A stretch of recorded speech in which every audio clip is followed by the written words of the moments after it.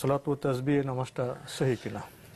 সালাত ও তাসবিহের সালাতের যে বিষয়টি আপনি প্রশ্ন করেছেন এটি দীর্ঘ আলোচনার দাবি রাখে, কিন্তু আমাদের সময়ের কারণে আমরা এত দীর্ঘ আলোচনা করতে পারবো না। প্রথম কথা হচ্ছে সেটি এ ব্যাপারে একটি হাদিস ইবনে আব্বাস রাদিয়াল্লাহু তাআলা আনহু এবং আব্বাস ইবনে আব্দুল মুত্তালিব রাদিয়াল্লাহু তাআলা আনহুমা এদের থেকে সুনান তিরমিজি এর মধ্যে ইমাম তিরমিজি রাহমাতুল্লাহ বর্ণনা করেছেন। এরপরে দ্বিতীয় নম্বর যে কথাটি বলবো, যে হাদিসটি বর্ণনা করা হয়েছে এই হাদিসটি অধিকাংশ আহলে হাদিস, মুহাদ্দিসিন কেরাম, মুহাক্কিক উলামায়ে কেরাম এটাকে দাঈফ বলেছেন। এমনকি শেখুল ইসলাম ইবনে তাইমিয়া রাহমাতুল্লাহ আলাইহি এটাকে বাতিল বলেছেন যে এটা মিথ্যা, এটি বানাওয়াট হাদিস। এবং এই কারণেই মূলত অধিকাংশ আহলুত তাহকিক, মুহাক্কিক উলামায়ে কেরাম এটাকে অপছন্দ করেছেন। তার মধ্যে ইমাম আহমদ বিন হাম্বল রাহমাতুল্লাহ আলাইহিকে যখন প্রশ্ন করা হলো তখন ইমাম রাহমাতুল্লাহ আলাইহি এই কথা বলেছেন যে এটা লা ইউজিবুনি, যে এটা আমাকে খুব বেশি মানে ইয়ে করছে না, মানে পছন্দ হচ্ছে না।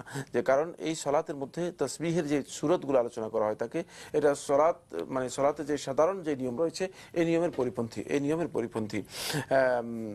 এরপরে যে কথাটি আসবে সেটি হচ্ছে রাসূলুল্লাহ সাল্লাল্লাহু আলাইহি ওয়াসাল্লামের কাছ থেকে যদি এই হাদিসটি সাব্যস্ত হয় তাহলে অবশ্যই এর মাধ্যমে সাহাবীদের আমল সাব্যস্ত হবে এবং সাহাবীদের পরবর্তী তাবিঈদের আমল সাব্যস্ত হবে এবং এটা সালফে সালেহিনের একটা আমল সাব্যস্ত হবে। কিন্তু মানে আমরা যদি ইতিহাস দেখি তাহলে দেখব যে সালফে সালেহিনের আমল মূলত এই সালাতের উপর পাওয়া যায় না। এটাই প্রমাণ করে যে মূলত এই সালাতটা মানে যেটা বর্ণনা করা হয়েছে চর্চা ছিল না, এই চর্চা ছিল না, এবং যেটা বর্ণনা করা হয়েছে এই বর্ণনাটুকু মূলত সালফে সালেহিন গ্রহণ করেননি। এটাই বোঝা যায় এবং এটাই বিশুদ্ধ অভিমত। সুতরাং সালাতুত তাসবিহ আমরা আদায় করব কেন? যেহেতু রাসূলুল্লাহ সাল্লাল্লাহু আলাইহি ওয়াসাল্লাম আরেকটি হাদিসের মধ্যে স্পষ্ট বলে দিয়েছেন, আফদালুস সালাতি বাদাল ফরিদা সালাতুল লাইল, ফরজ নামাজের পরে সর্বশ্রেষ্ঠ নামাজ হচ্ছে সালাতুল লাইল, রাতের নামাজ। সুতরাং রাতের নামাজ যেহেতু আছে, তাহাজ্জুদের সালাত যেহেতু আছে, মানে আমরা কেন মানে এদিকে যাব? এইদিকে যাব যদি আমাদের এর ফজিলতটা এমন পর্যায়ে হয় যে রাতের নামাজের চেয়ে বেশি ফজিলত রাসূলুল্লাহ সাল্লাল্লাহু আলাইহি ওয়াসাল্লাম বলেছেন। আর রাসূলুল্লাহ সাল্লাল্লাহু আলাইহি ওয়াসাল্লামের আমল থেকে কখনো কোন একটি বর্ণনার মাধ্যমেও এই সালাত সাব্যস্ত হয়নি।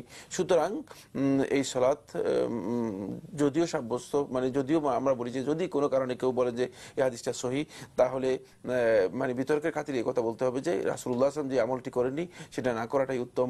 এবং অধিকাংশ উলামায়ে কেরাম যেহেতু এই ক্ষেত্রে এই আরো অনেক প্রশ্ন